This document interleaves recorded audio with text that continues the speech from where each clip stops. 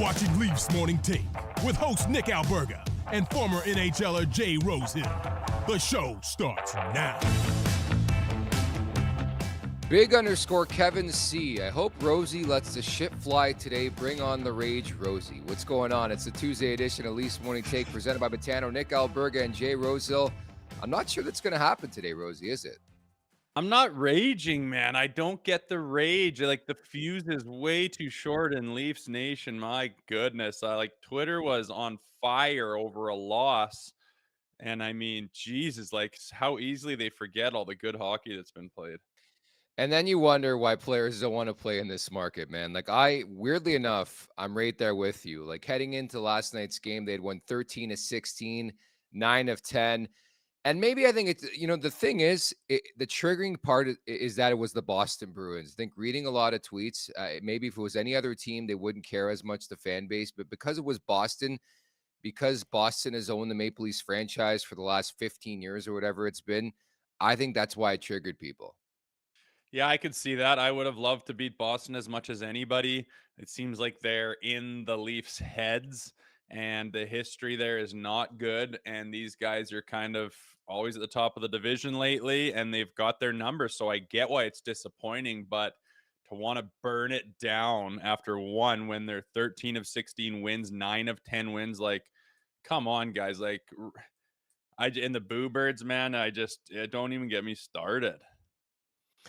Yeah, it was weird. It was really, really weird. Again, it was an eerie feeling on social media last night. Hope you guys had a chance to check out the premiere edition of the Leafs Nation After Dark with Zach Phillips. I thought he broke it down fantastic.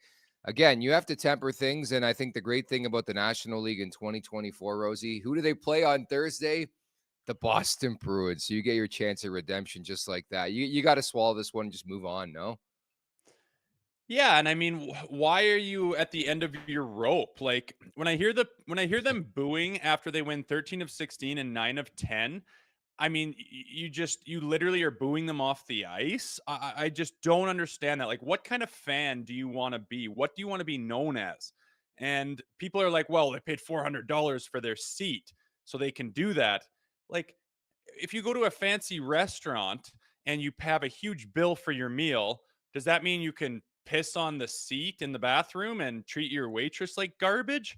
Like, what are you talking about? These guys have been on a month-long heater. You're one game removed away from Saturday night against the other hottest team in the league, the New York Rangers. It was a back and forth battle, had one of the biggest, most anticipated scraps of the year that came to fruition. They go to overtime. They win in a shootout. It's just like, what a fantastic win at home on a Saturday night. And one dropped game after that, and they're getting booed out of the building. This isn't a team that has given up on you. This isn't a team that has slid far out of a playoff spot and no hope in getting back. The season is not over. That's when you can boo. I know you're free to boo. You can do whatever you want. But why would you want to at this point in time? Like, what an odd time to be booing your team out of the building. Like, we wonder why people hack on the Leafs fans for being shitty, and you wonder why people sometimes don't want to come here and play, because not only does this team have to handle the NHL and all of the toughness that entails, you also got to fight against the biggest hockey nation in the world who turns on you at the drop of a dime. Phenom writes in, urinate on seat after bad service / meal. Interesting idea. Never thought of that. You're leading a brigade now. Well, listen, I've been hard on this team too. I'm not against calling guys out, but like, that just wasn't warranted last night. When you're losing to the Arizona Coyotes and the Chicago Blackhawks, and they've given up and they're just looping and shooting, and Mitch is doing like Adam A type of plays, and then you can rip on them. But I mean, like I said, like, the numbers speak for themselves. They're on a month-long heater, like, all kinds of stuff. Like, it seems like that bad hockey where they just don't show up is getting fewer and fewer and far between.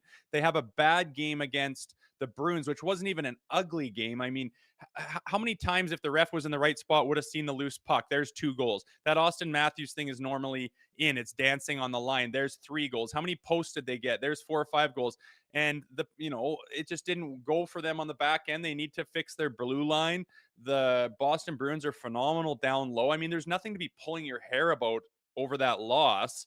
I understand how bad you'd want to win it, but they get another crack at it here this week. It's just like the overreaction I was floored by. I've never seen one quite that bad since doing this show. Yeah, it's wild, and again, you've lived it being a member of the Toronto Maple Leafs. Again, I couldn't agree more. Just considering the numbers heading into that game, and I think again the triggering thing was the team they lost to, and the fact that they weren't ready to play. I mean, it's been a calling sign of Sheldon Keefe in the era of the Toronto Maple Leafs. Just you never know which team is going to show up, and that was the case last night. But again, we're going to break it all down. We got legendary Hall of Fame head coach Scotty Bowman coming up. If there's somebody who can tell us about coaching, it's probably him. 9-time Stanley Cup champion Scotty Bowman coming up in about 25 minutes from now. Should mention as well, starting later this spring, you'll have the perfect place to watch Leafs games in Toronto. Greta Bar YYZ, which has sister locations in Edmonton, Calgary, and Vancouver, will officially open its doors on King Street West. Not only will have a fantastic place to watch a game, but will be your go-to spot to pre- and post-game, before and after home games. Also, if you're in the GTA and you're looking for work, Greta YYZ is hosting a hiring fair on March 9th and 10th from 11 a.m. to 6 p.m. The address is 590 King Street West. That's 590 King Street West. For your information, they're hiring for all positions right now. For more information, you can find them on Instagram, which is down right now, at Greta Bar YYZ, or visit gretabar.com. Should also mention as well, we're thinking of our friends over at Covered Bridge. Saw the story, the farm over in New Brunswick burnt down over the weekend. Just a scary, scary scene there. Yeah, what the hell? That's no good to hear, man. All those wonderful No. chips go up. That's a family Canadian business. I hope they're all insured up and get back on their feet again soon. That sucks. Yeah, so we just want to send our wishes and our thoughts and prayers to everybody out there in New Brunswick dealing with that right now. That's just so terrible. And our friends over at Covered Bridge have been so good to us throughout this season. So we wish them the very best. And at the Leafs Nation 401, where you can subscribe on YouTube, at the Leafs Nation 401, pound that subscribe button, pound that like button, turn those notifications on. You want to hear everything Jay Rosehill has to say on shows like today. That is for sure. Leafs Morning Take, wherever you find your podcast as well. Brought to you by DoorDash. It's time for the appetizer. For a limited time, our listeners can get 25% off, up to $10 in value, and zero delivery fees on their first order of $15 or more. When you download the DoorDash app, enter code NATION25. That's code NATION25. All in uppercase, 25% off your first order with DoorDash. Offer valid in Canada. Subject to change. Terms apply. So, yeah, that's a lot of ad reads. A lot of ad reads. We love you all. The Maple Leafs have dropped 6 in a row now against Boston, 0-1-2 this season. I think, again, getting back to the root of the show and the theme of the show, predictably, the Leafs are okay losing games. It's how they lose games that I think are pissing people off, where it's like 20 seconds in, Pavel Zacha's on a breakaway. Like, did you not forget that there was a hockey game starting? I think that's the biggest question here. Yeah, that first shift, I mean, was just like, come on, guys. Like an opening draw face-off play, if it even was that, or you're just snoozing. But I did think, like, aside from that first opening breakaway, they were in the game. They were getting chances, and it was closer than it looked. As I watched the game, I know it wasn't perfect, and I know it didn't have like this crazy battle and compete level and going to war in a playoff style game, but the Boston Bruins were really good down low. We just couldn't capitalize on our chances, which is kind of uncharacteristic. And like I said at the beginning of the show, a little bit of puck luck, and that game's totally different. I mean, it just could have gone the other way so much easier. And I can't, I've seen such worse losses than this, is what I'm saying. And against worse teams that are way more frustrating. And you're playing the big bad Boston Bruins, top of the division for 2 straight years at least. And, you know, no puck luck, things that normally go your way don't. And people are wanting to burn it down. It's not the ugliest loss I've ever seen. And I'm surprised at the reaction that no one, just collectively, they all just decided that this is like the worst loss of the season. I understand it's probably the game you wanted to win the most out of the season, but that doesn't mean it's the worst loss out of the season. Man, my fascination with this game, again, scrolling through social media, even talking to friends, like there was a lot of people who felt the way you do. And there was actually a lot of people who felt that this team no-showed and laid up a stinker. And it's probably somewhere in between. Like, to me, it really struck me as a Maple Leafs team. We've seen this type of effort before where they strolled in that game thinking they were going to win, like showing up thinking, hey, we're going to show up, we're going to grab 2 points, and we're going to move on. And then you have Boston, who played desperate. They played urgent. Mind you, came off getting shit kicked over the weekend, so they were ready for this game, and they played that way. But I think it's sort of that country club feel sometimes with the Maple Leafs team that piss people off, because I think watching that game, they just weren't ready to play, and a team like Boston's going to stomp on you, and they are ready to play, and I think they deserve the 2 points in the game. But I understand the whole puck luck conversation, though. Yeah, and I mean, you got to understand Boston's coming off uncharacteristic bad Yeah. streak, and they're going to come in just frothing at the mouth, like absolutely determined to rectify that problem. And the Leafs are on, a considerably long heater here of really good, and they're kind of due to drop one. So it wasn't exactly set up perfect for them. But, the Boston Bruins play such a systematically sound game. They have all bought into their system. As soon as Montgomery took over that team, it was boom, implemented it. It works, it's sound, and everyone buys into it. And if you were to ask me about the Leafs, I would say that's what they're lacking. Like, what is their structure? What is their style? What is their system that they fall back on when things aren't going well, that they lead with at the beginning of the game where everyone's on that same page? They don't really have that. And it's usually hardest to get highly skilled players to buy into a system because they always think that stifles my creativity. And I get that, but the best leaders and winners, when you look at Crosby's and Nathan McKinnon's, they buy into a system and lead the way in this is the way we play as a team, and they don't let it stifle their creativity. They still put up the points, they still flourish. And that's my one kind of knock with Sheldon Keefe. I'm like, what system are you preaching to them? Like, what is the identity of this team that you're trying to ingrain over, a 7-month season? I'm not sure what that is.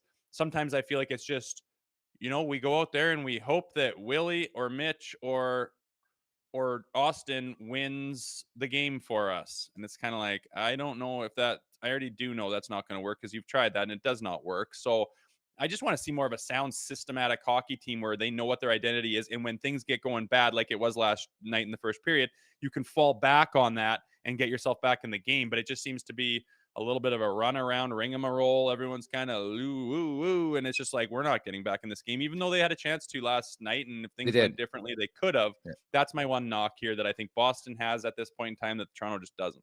Yeah, they play with a lot of hope. And on top of that, pound for pound, the best player on the ice on Monday night was David Pastrnak. 3 primary apples. He was everywhere. I mean, he proved his worth. Brad Marchand, I thought, was really good, had an assist in the game. But Boston's top line ate Toronto for dinner, like plain and simple. Pavel Zacha, I thought, was really, really good in that game. And the other thing I noticed too, like Boston's missing defensemen, just like the Leafs have been for the majority of the last couple months. But Toronto's got to find a way to like protect home plate a bit better. Like I'm not Mr. X's and O's, but all the goals came from the middle of the ice, man. Like and that's defense, isn't it? That's Yeah. getting your men, protecting your net, protecting your create. Like I found in general, it was just way too easy of a night for the Boston Bruins scoring. And on the contrary, they let like Toronto played a perimeter game, man. Like and maybe it's Boston the way they played stifling defense and they got in lanes and all that stuff, but like I thought it was way too easy for Boston offensively, and conversely for Toronto offensively, it was all perimeter. I mean, most goalies in the league are going to stop the puck, and I thought Swayman was really good. He made 32 stops. He was. The chances where they did penetrate their D, they just didn't capitalize on rolling pucks and missing it and just not. It happens. But as far as our defense, yeah, it's like they just get pulled apart and strung out and spread out sometimes. And it's like you think the guy is going to do this. He ends up going behind the net. So you reposition and kind of leave your guy. And then it goes back to your guy. It's in the back of the net. Oh, and that happens twice in a game. That's the game. Like, that's it. You have to just be more solid. And yeah, Brody and Lily were just exposed and ugly. They shouldn't be playing together. And Lily's kind of taken a little step back lately. And, sometimes defensively, Morgan Riley is just like the root of some pretty bad chances and goals against. He doesn't take any heat because he makes up for it in other ways. But defensively, this team needs to be better. I think this week here, they're going to be trying to shore it up. I hope that, Tree's on the phone as we speak, trying to shore up that back end. But when they lose and when they get picked apart, that is the problem. They are just spread out in their defensive zone. The D-men are kind of running around, leaving their their posts and leaving the wrong ice open and leaving the wrong guy alone, and they get exposed. And like I said, you make that mistake twice in a game, more than the other team, that's it for you. The margins are very thin, and yeah, they need to try to figure that out. And it seemed like they were having times where they're getting that sorted out, and then it just doesn't happen again. But again, they've played a lot of good hockey that hasn't been, glaringly obvious in the last month. And you got to park it and continue on with this week and not burn. Like, what does burning the whole thing down do for anyone? You care about this team, frustrated, I get it, but like, what kind of fan do you want to be? Again, do you want to be known as a supportive fan who's like on board, who believes and trusts and has hope in the season, or just the guy that's just waiting for a fucking mistake just to attack? Like, who wants to play for those type of fans? It's bullshit last night, in my opinion. Rosie, I get what you're saying, man, but 1967 is a long, long time ago. And why do you think they haven't won a cup in 50 fucking years? Why do you think it's so hard to win and play in Toronto? Why do you think it's that hard? Do you know what it's like to walk into that locker room and just be like, here it comes, here it comes? Do you think Florida has to fucking deal with that? Do you think Florida walks into their room and feels the wrath of a whole nation on their freaking shoulders? Only Toronto has to deal with that. And the margins for error are slimmer than they are in Montreal. We boo them out of the building more than the Habs fans do, and they're complete dicks. It's bullshit. It makes it way harder to win. If you want to win, stop doing that shit. But there's a reason they haven't won in 50 years in this city. Do you think it's because the fans boo them on home ice? It's a big part of it, man. It would be great if there was like a thesis paper on why it's been so long, right? Like it's just like crazy. And again, I know there's streaks out there. The Boston Red Sox, there's other franchises that have waited longer to win a ring, but like it is like a growing joke in the league that 67. And I'm not against you. I understand. Like there's a lot of pressure playing in this market. I will say, as somebody who was born in Montreal, there's double the pressure with the French and the English there, and they want to win every year. You can make that conversation across the country, but I get it. I mean, you lived it. I mean, you really can't disagree with somebody who lived it and was a Toronto Maple Leaf, right? And I'm not saying this team blah blah blah, but I mean the times where the Leafs don't win or don't make it to the playoffs, and then you look at other rosters and you say, like, say in Florida, like, I don't know, 10 years ago or something, you're like, this roster is way better than that roster, but they're in the playoffs and we're not. Why? You can do that. And it's because, and there's guys that would normally come to Toronto and they're free agents and they just refuse to sign with Toronto. Yeah. Why? Yeah. It's not just because they get booted out. It's because it's just this massive black cloud that's just waiting to dump on you. I mean, go try to like do your homework with your dad just like yelling at you in the background the whole time. It makes it way more difficult to do the goddamn homework than if you're just out there in a park just ripping off some. It's hard, man. You feel it. And you walk into the rink today and the media is just fucking scrambling with their microphones and their cameras. Ooh, did you hear this? Did you hear this? Did you hear, oh, John Tavares, everyone thinks you're a shitty leader because you just said that that you learned a lesson. Isn't it time that you learned the lessons? Leafs Nation want to know, isn't that a bad pick because you're the captain? Shouldn't you be the one making sure that lessons are learned? What do you have to say, John? Yeah, fuck it. Like, fuck off, man. It's just, no wonder they put a big dome around them. No wonder they say, we're not giving you any sound bites. We isolate ourselves away from you because you don't help anything. And I've felt it, and it's real. And last night's reaction is a perfect example. Yeah, John Tavares called it a learning lesson, I believe, last night. Haven't heard that quote before. You know what's wild is the road and home splits for this team. Like it's wild. At home, they're 17-12-2. On the road, they're 18-6-6, which would subscribe to your theory. But I actually wrote a piece today on the LeafsNation.com talking about ways that they can make Scotiabank Arena House of Pain again, right? Because you remember the Pat Quinn era, that was a tough building to be in. I would love to ask you, are there ways that they can try to incorporate the crowd quicker into a hockey game, whether it's a couple tough nose shift by the third and fourth line, a fight, starting on time? Like, I think there is a way to ignite the crowd. And I have to give the crowd a bit of pull too, because I thought they were great on Saturday. I thought they were invested. Like, it wasn't your prototypical Monday night crowd at Scotiabank Arena. I thought they were in that game. So that's a positive. But is there a way to get the crowd going if you're a player? I don't know. I mean, the Pat Quinn era, you're talking about the 90s when you're in Maple Leaf Gardens, man. That character of that building is completely different. I think they moved to Air Canada in 99, no? Yeah, yeah. So I'm that's a talking about like totally mid different. 2000s, like 2003 to 2007, like pretty decent crowds there. Yeah, I hear you. And Yeah, I don't know what yeah, of course, you go run around and bang some bodies and put a guy through the boards, you're going to get the crowd into it a little bit more, but they probably won't even see it because they're underneath in the platinum seats getting true. sushi and having champagne. And as long as they're $400 seats and all the Bay Street people are the ones gobbling up the tickets, you're not going to have the guy with his face painted and his shirt off screaming at the top of his lungs for 2 hours. So I don't know what to do about it. I'm not talking about the building's not loud enough. And I don't think their home record is always bad. They had a great home record Yeah, last year. I'm not talking about they can't win at home because they're getting booed. It's just the overall presence of their fan base and how they react to the team that makes it so difficult. Like, case in point, 13 out of 16 wins, 9 out of 10 wins. One of the biggest wins against the hottest team of the New York Rangers just yeah. this past Saturday at home. And you're that fucking quick to boo? Like, come on, guys. That's bullshit. And again, I rip on the Leafs as much as anyone. Pull up the clips. I don't care. But it's when they're horrendous. It's when they're losing to the garbage teams. It's when they've quit. It's Yeah. when they don't even show up. And I don't think that's worthy of it last night. And this team's played too good of a hockey to just forget about it at the drop of a hat. And I don't agree with it. It is what it is. But moving on, they need to be better defensively and they need to learn to start on time. And I think they need a system that they can fall back on, which I don't quite believe, or I haven't heard that term get thrown away around very much, or saying we have a system in place that we need to fall back on. Guys are getting away from the system. It doesn't really, it's just kind of like, you're not playing good. It's like, well, you need a group, especially like this, that's full of a bunch of stars, to have some kind of structure to it. I don't really see it too often. And I don't know if that's coaching or what.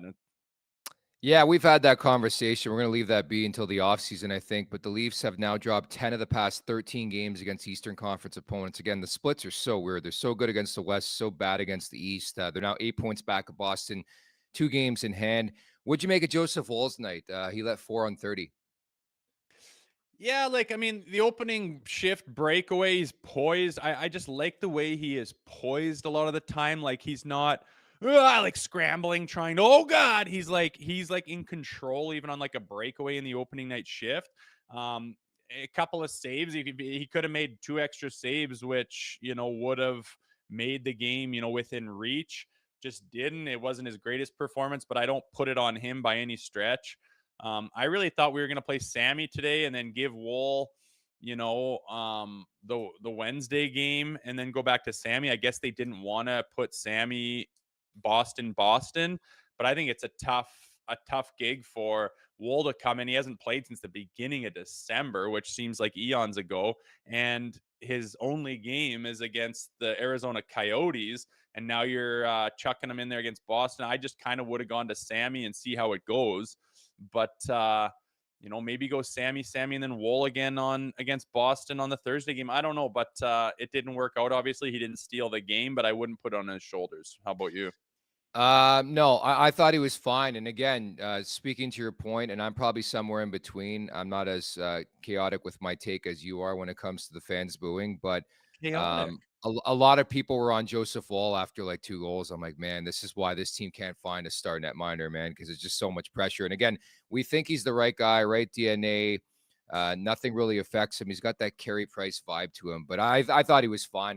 The bigger story for me was just protecting home plate. Like I had a buddy text me like he should have stopped the Jake the Brush shot. I'm like, you fucking kidding me? That was sniped, man. That was cheese. Like, and it just Seriously. shows you the microscope of this market where it's like I'm looking at the defense and being like, how the fuck do you leave Jake the Brush that wide open for that shot?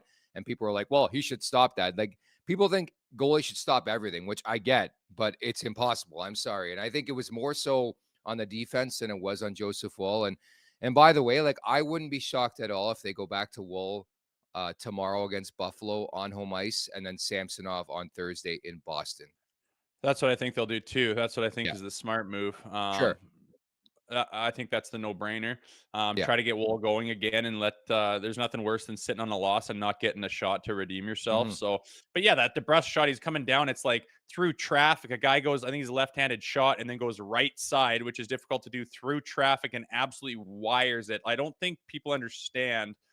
Like goalies now are like big blocking goalies. You know how you never see a goalie just make a big blocker save anymore like back in the day? They can't react fast enough. They just have to be big and be in their position. And the puck just has to hit them.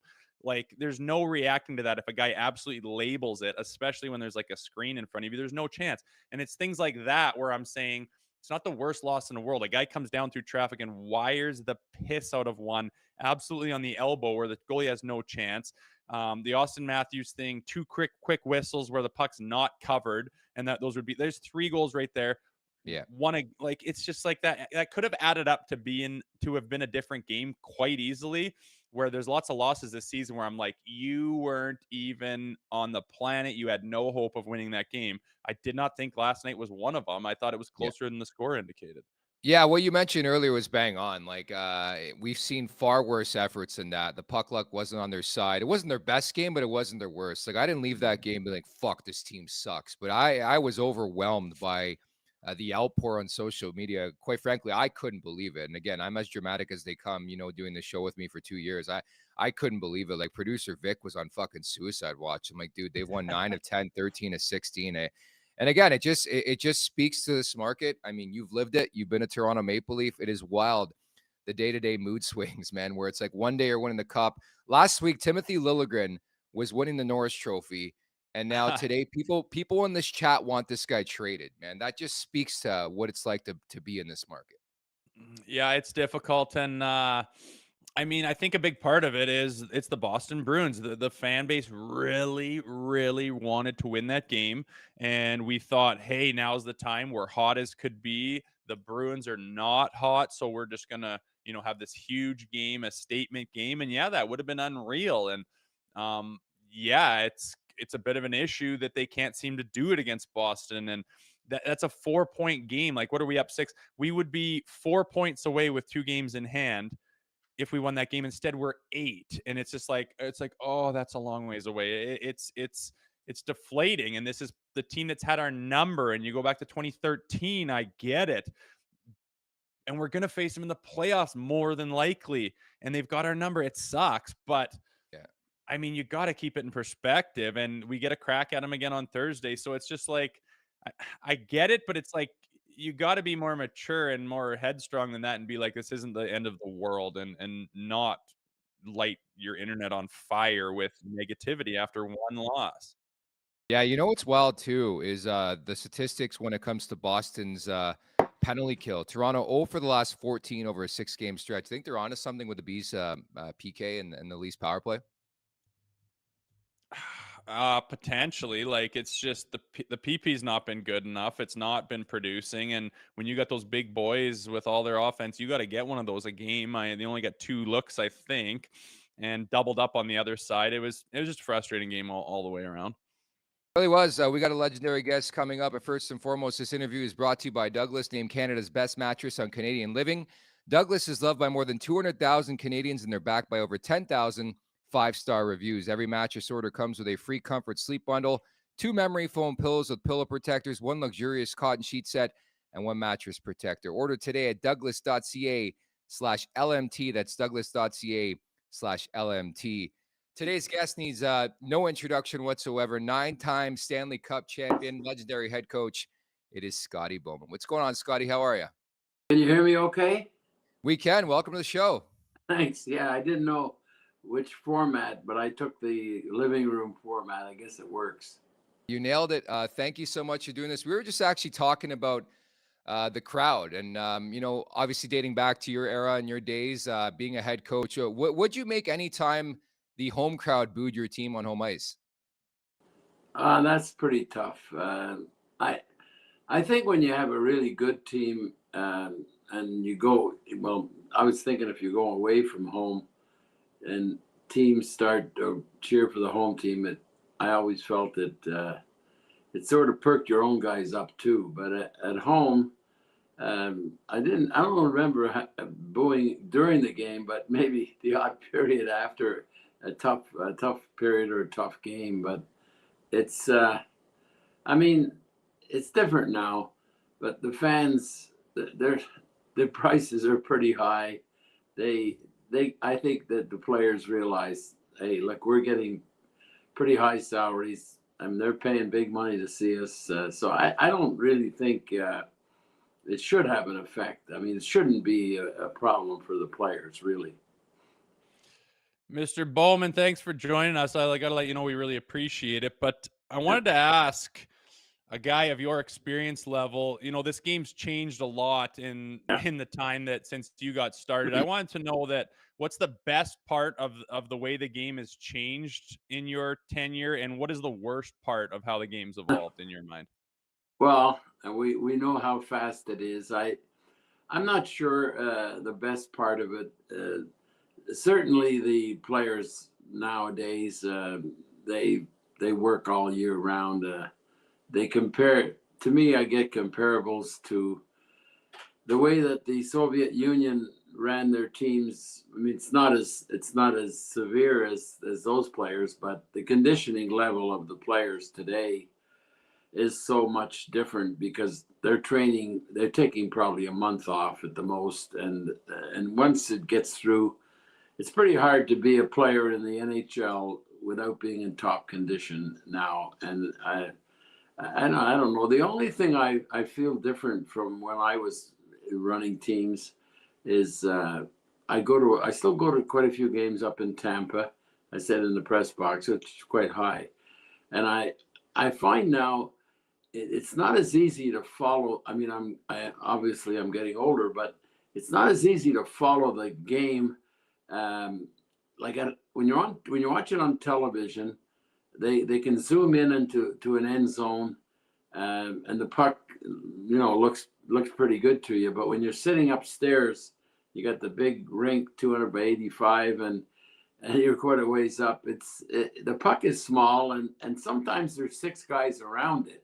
Where before, when I was coaching, I mean, I remember when I first started coaching, training camp, we used to put lines on the ice. We divided it into three. If you're a left winger, you stayed on that side. If you're a right winger, you stay on the other side. I think it's a little bit easier as a fan to watch the game because the puck is small. We know the puck is small. You've tried different ways to make it bigger, which doesn't really work.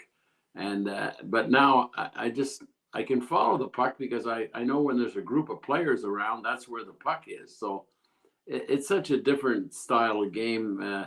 When you look at old films, I've talked to some people that are watching games now, and they're saying, boy, the players before were so slow. That's the big observation that they make. Yeah. And I said, well, yeah, but it's all different now. I mean, they didn't train. It wasn't as helter-skelter. That's probably the way I would look at it. Yeah, it's probably the best way to break it down, too. Speaking of which, Austin Matthews, as you know, Scotty, having an incredible season. What's it been like watching him do this again? And is there anybody, in your time that's comparable to seeing like what an Austin Matthews is doing right now? Well, I mean, when the puck is on, I happen to get to know a fella in Arizona, Boris. I can't say his last name very well. He started. Actually, he was from Europe. I know he wasn't from Russia, but maybe one from the satellite countries. And I got to know him about 10 years ago. And actually, he does have his green card now because he asked me if I could write a letter for him. But he told me the story of Austin when he was. Everybody knows the story, I'm sure. But when he first was growing up, they only had the one practice rink besides the Coyotes rink, and he's the one I think he might be the first one that divided the rink into two, and it's odd enough because I have a grandson in Chicago that's playing now, just starting up, and he's enjoying it because they're only playing half the rink, and he said that he thinks that Austin and it is true when you see young kids for the first time playing on a big ice surface. There's generally, especially I'm talking when they're 5 and 6 years old, there's generally one or two that skate better than the others. We know that, and the other kids just kind of look around and they watch those guys play.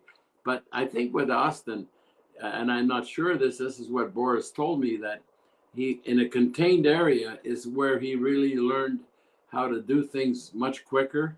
And he said he took to it, and I mean, and as you get older, I mean, the rink expands, but it's the quickness of where he those good players, they go to the quiet areas. They know when they can move to, when they can get a pass, and he doesn't take any time at all to shoot the puck. Comparable, it's hard to know. I grew up in Montreal and coached the Canadiens later on, but the one that would probably come to me the quickest would be like Mike Bossy. Mike Bossy didn't keep the puck on his stick very, very much, but I don't know if he scored as many long distance shots as Matthews might score, but they found the corners, and they don't. I mean, those good goal scorers, they don't miss the net a lot, and you'll see some goals that you say, well, the goalie should have stopped it, but the shot's on the net. Mr. Bowman, I wanted to ask you, like Willie Nylander the other night, at a time when the team's trying to buy into the defensive part of the game, he's seen blowing the zone, not stopping and starting, cheating on the offensive side of the puck, and he got benched for a bit there and for the majority of one period. What was your take as a coach when you had, say, a star player who wasn't buying into a system you're preaching at the time? Yeah, it's pretty difficult when you get a player of that caliber. And my observation is that when these players are now in their formative years playing either junior or college, if they're really goal scorers, they're not playing much defense. I mean, that's the way it is. The draft system and the people looking at scoring all the time. And I mean, I've even got people telling me now when they watch Connor Bedard play that he's never on the good side of the puck, but he's not on a strong team. What they mean by that is that he's never between the puck is never on the other side of where he is, and then the goal is, and they're always on the other side. So obviously, if the puck doesn't come to a Nylander in that position, then the other team is going to get a pretty good scoring chance, or at least to try to get one. So, I mean, those offensive players, I think in time, as they develop, actually with Toronto, it's so much different, because I think whoever did it, I don't know if it was Babcock or was it after him, but like I always felt with young players, if you could use them a little bit on the penalty kill at the right time. And Marner's a good example. I mean, he's not very big, but the Leafs started using him to kill penalties in his first few years, maybe because they weren't as great a team as they are now. But I still think that if you could get the players, I mean, you don't do it all the time. I know Sidney Crosby, when he first started in Pittsburgh, they didn't use him to kill penalties. They had other players to do that. But now that the roster's kind of trimmed a bit, he does kill penalties. And I always felt I mean, Guy Lafleur never killed penalties, so we had so many other good players that we had to use in that era. So it's not. I don't think. I mean, it depends on the player, but I do think if your team isn't really strong at the beginning, you bring these young players in. Like I think like a team like Chicago is a good example. They're not winning many games, and it might be a good idea to get them to kill the odd penalty, and then they'll get to know positional play. And I know they don't want good players to get injured, and killing penalties, you're blocking shots, and if you're doing the right thing. But no, with you got to tolerate it a little bit. I think they catch on. I mean, it takes experience, and it takes a few years of setbacks. And hey, if we're going to play you at the right time and late in the game, you got to show us as a coach. You got to show me that you're going to make the right play at the right time, and that, I mean, that's something that young players have to learn. Accountability is a big word, obviously, that we use in this market. And along those lines, who better than you to ask this? Do you think this Maple Leafs team has it in them with the core four and all that to go all the way and win a Stanley Cup? Obviously, it's been a long time coming for this organization, this fan base, this city. Well, it's a tough system right now, and I mean I study them pretty well because I see Tampa play, and I know Tampa's not gonna get in the first three spots. So they're gonna have to get in as a wild card, but it's quite a battle now. It looks to me like the Panthers are on a pace right now that they're probably going to get that first spot, and I don't know if they can. I mean, obviously Boston is not that far behind, but whatever way you shake it out, I think Toronto's going to be either 2 or 3. So it's a tough division. There's probably one other division I was looking at that's the same idea. I think it's the one with Dallas and Winnipeg and Colorado. That it's going to be a tough first round. There's no question about it. Toronto's going to, I would think, most likely going to play Boston. Will home ice mean as much? I'm not sure of that because those teams now they win away from home. And that's a tough out. Like Boston, I know the coach pretty well, Jimmy Montgomery. I played football in Montreal with his dad, Jimmy Montgomery Sr., but I got to know Jimmy pretty well. And, he's done a great job there, but they keep bringing in players and they seem to fit in players from other teams that come. I remember him telling me about Zaka when he said, we got this player 2 years ago.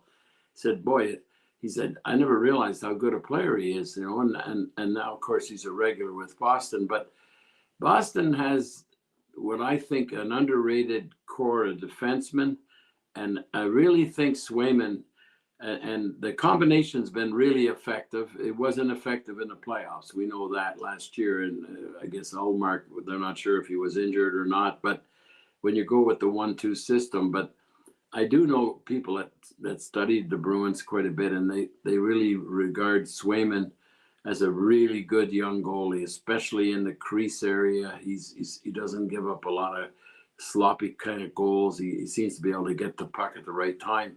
So, with answering your question, the question mark is going to be if they do play Boston.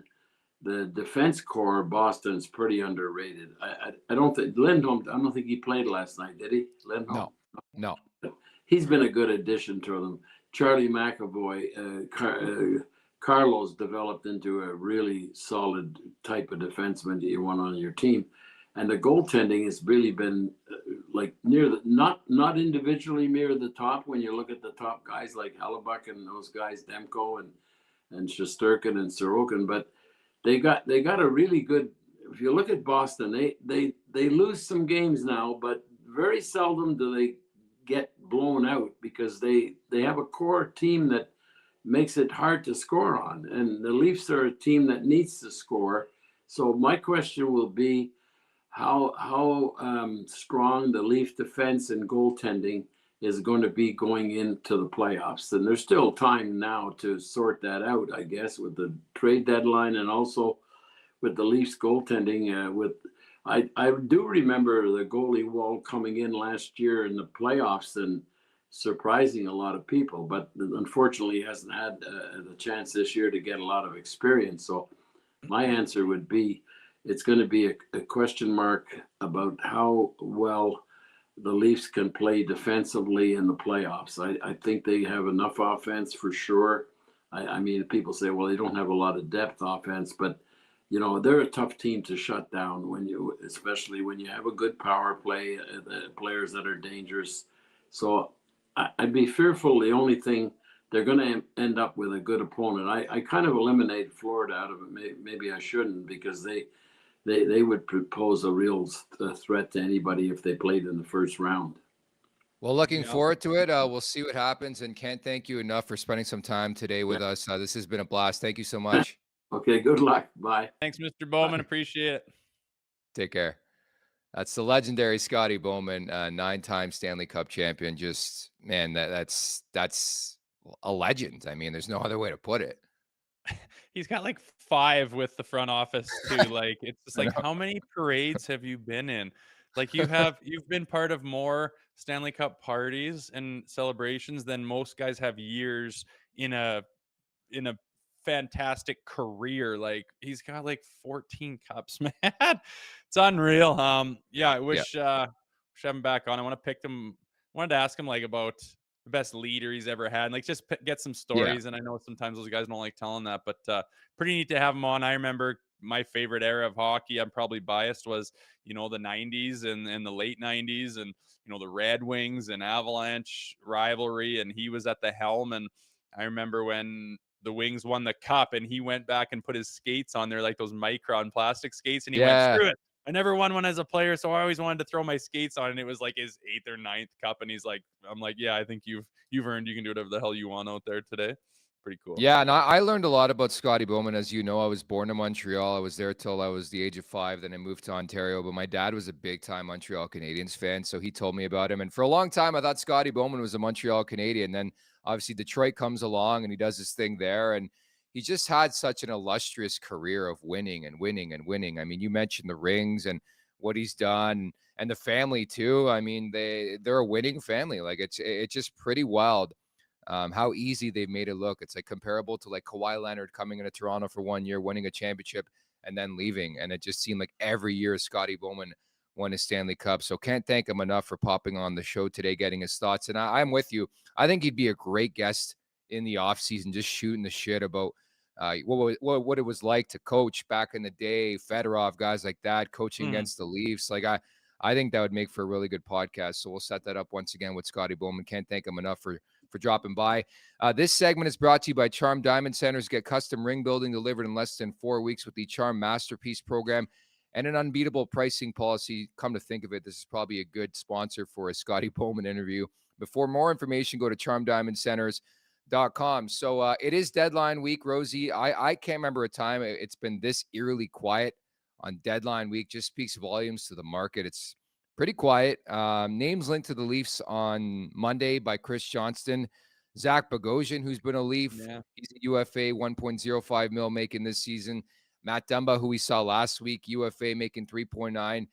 And an intriguing name that's always been brought up the last couple of months, David Savard. We'll see him on Saturday if he isn't traded to the Maple Leafs or somewhere else. When you're left at $3.5 million. Is there anybody, either those guys or somebody else, that makes sense in your opinion for this team to go out and pick up?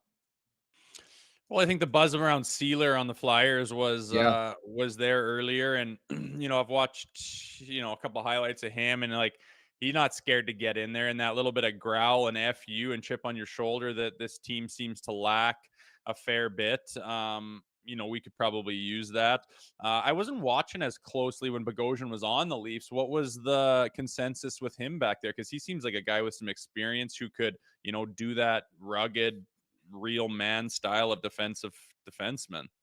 Yeah, well, I'll tell you, producer Vic probably liked him. He's Armenian, which first and foremost, I think it's important to bring up. But number two, like, I loved him, man. I think he just brought a bit of a different snarl, a different look to that back end, especially in the Kyle Dubas era, where it's like, we're not going to play with that piss and vinegar. And I think he's like, at this point in his career, like he's a 6'7" guy. Like I wouldn't slot him in my 3-4. Like he's just not the same player as he was maybe 5-6 years ago, but he has come a long way. I mean, you remember back in his days, he was a high draft pick of Atlanta, I believe, and was more known for his offensive prowess. And he's morphed his game what some other veteran players have done over the last couple of years. But I think that would be more of a depth add. I think you're really not moving the pendulum whatsoever if you pick up a Zach Bogosian. I mean, I think he was claimed off waivers earlier this year by Minnesota from a team like Tampa. So I'd probably go in a different direction. I think again, it's so hard, but you need a bona fide guy in your top 4.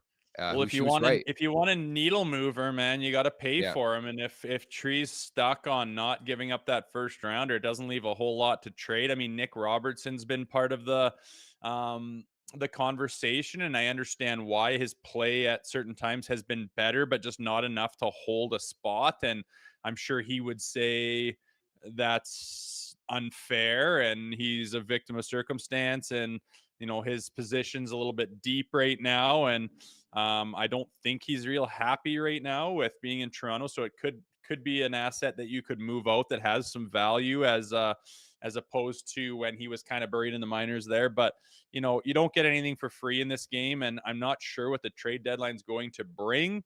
but I do know it's been uncharacteristically quiet, the week or two leading up to it. So maybe there's going to be a lot of fireworks right at the deadline like it kind of used to be.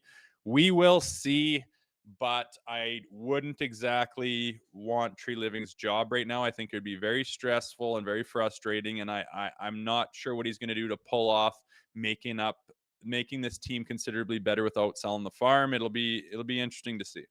Yeah, I think it's got to be money in, money out, depending on what they do. And you would have to think Nick Robertson is in play. I know they're saying all the right things, and I know he's saying all the right things, but you would have to think he's in play if they're bringing in somebody else. Considering the logjam up front right now, like Noah Gregor's had a pretty decent season, can't find a way to get into this lineup right now, and maybe he does in one of the next two games against Buffalo and Boston here. But the Betano wrap-up is presented by Betano.ca. The game starts now, 19+.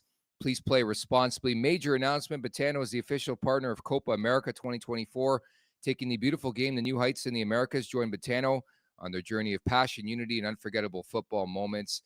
The one play I do like tonight, Edmonton's taking on the Bruins in Beantown. I like Edmonton to return serve after they lost, I believe, 6-5 in OT a couple weeks back in Edmonton. I think the Oilers are the favorite. The Bruins, the slight dog in that game. Linus Ullmark's going to start. So give me Edmonton on the road in Boston. Interesting. Okay, man. I don't know if I can follow you on that one, but I'll watch Like and Boston? see. I'm going to cheerlead you. I'm going to cheerlead you from the sidelines and see how you do, but I'm going to stay out of it. All right. So you like Boston to come back as the back-to-back. Okay. No, that's fair. I think. Yeah. Edmonton's too unpredictable and Boston's too good, and I feel like they've just finding their footing here and they're going to go home, and I kind of like Boston as the underdog. Okay, sweet. We'll go head-to-head, toe-to-toe. That sounds good to me. Looking forward to tomorrow's show as well, Rosie. We'll preview the Leafs and the Buffalo Sabres. It's Thursday you're off, right? We'll have to check on that. I think you're gone Thursday. Yeah. Yes, that's true. Yes, that's true. It's Thursday, so you'll be back tomorrow to break down. We'll preview Leafs and Sabres, and I guess you can give your thoughts on the Bruins game Thursday too. Okay.